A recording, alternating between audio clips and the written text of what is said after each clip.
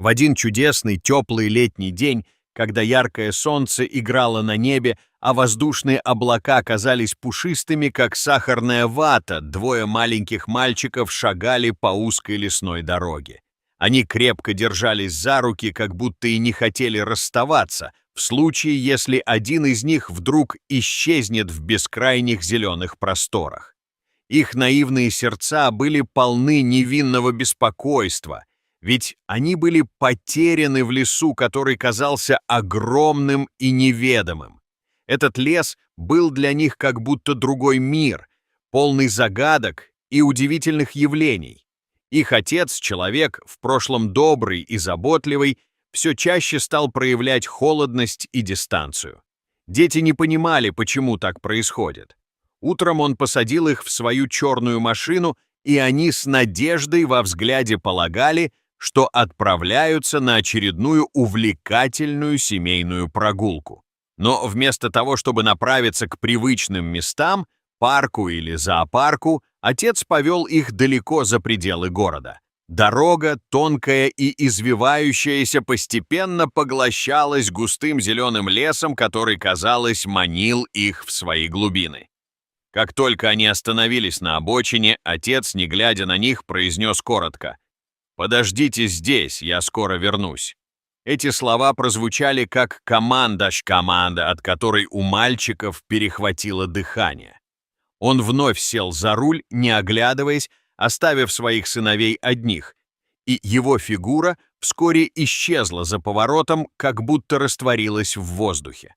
Сначала мальчики стояли неподвижно, полные надежды. Они смотрели на исчезающую машину, которая оставила после себя лишь шорох шин, быстро ускользающих вдаль.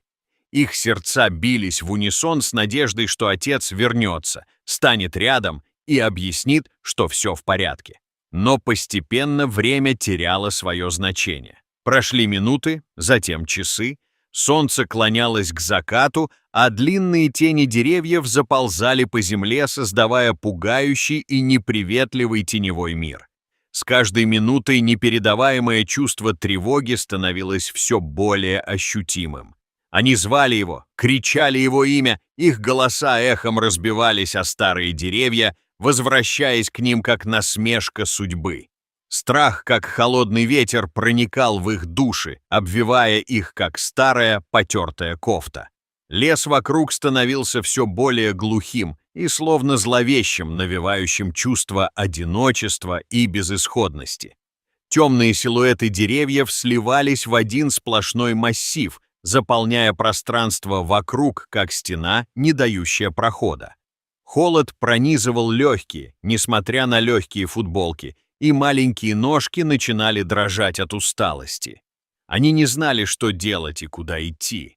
Вдруг, когда они почти потеряли надежду, из густоты деревьев появилась она, белоснежная лошадь. Она стояла как бы в следах лучей заходящего солнца, окруженная аурой света и доброты. На первый взгляд она выглядела как сказочный персонаж, который сошел с страниц детской книги, неся в себе тихую, мирную уверенность. Мальчики в полном восторге замерли на месте, не веря своим глазам. Лошадь, словно почувствовав их страх, подошла ближе, фыркнув недовольно, как бы приглашая их следовать за ней. В ее добрых, умных глазах они увидели отражение тепла и нежности, и их сердца вновь наполнились надеждой. Эта удивительная встреча была для них как знак, что даже в самых мрачных ситуациях есть место спасению. Поддерживаемые неведомой силой, мальчики, словно по велению сердца, двинулись следом за лошадью, утрачивая все страхи, которые терзали их. Их маленькие шаги легко парили за этим грациозным существом, и они стали забывать о мучивших их беспокойствах.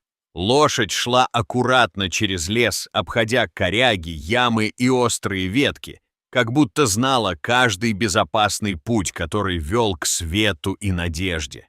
Мальчики следовали за ней, чувствуя, как их страх, словно туман, начинает рассеиваться.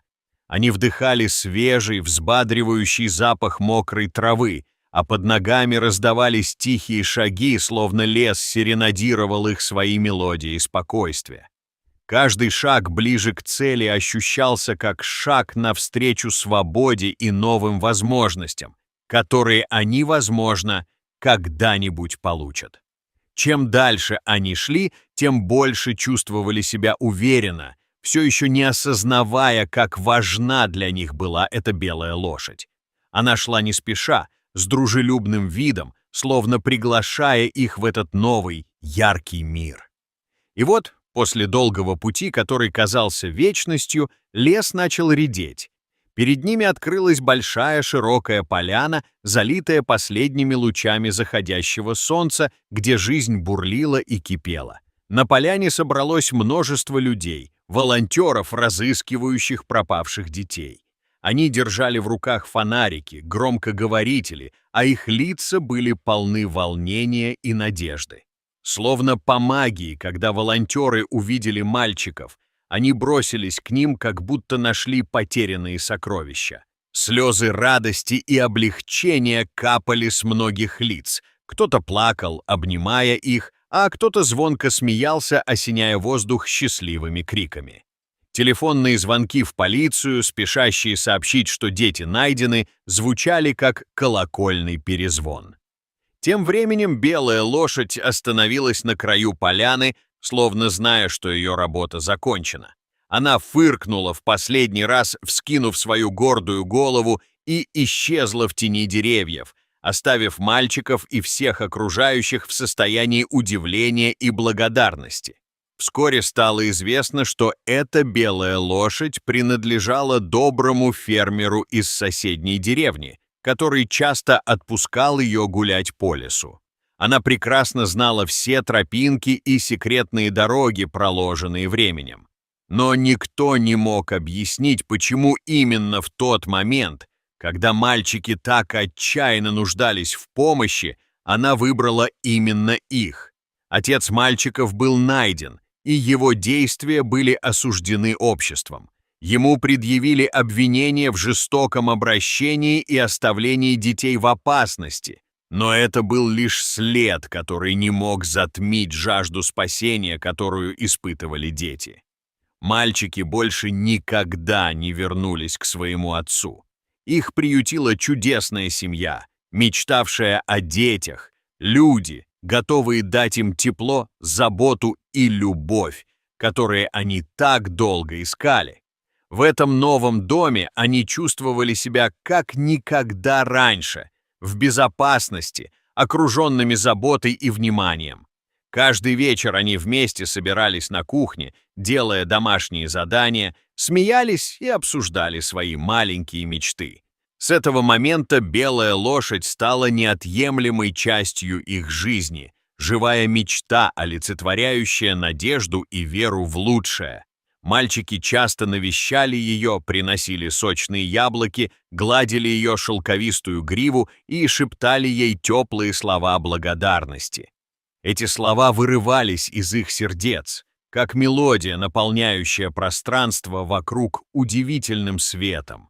И каждый раз, встречаясь с ней, они вспоминали, как среди страха и одиночества к ним навстречу вышла доброта, одетая в белоснежную шкуру и дарующая тепло своим мудрым сердцем. Этот опыт стал для них жизненным уроком, что чудеса случаются в тех местах, где сердце открыто для веры, и даже в самые темные минуты могут появиться те, кто протянет спасительную руку или подарит свою теплую, влажную мордочку, даруя надежду в самых безнадежных ситуациях. Итак, время шло, и мальчики росли, но они никогда не забыли ту незабываемую лошадь, которая помогла им найти дорогу домой.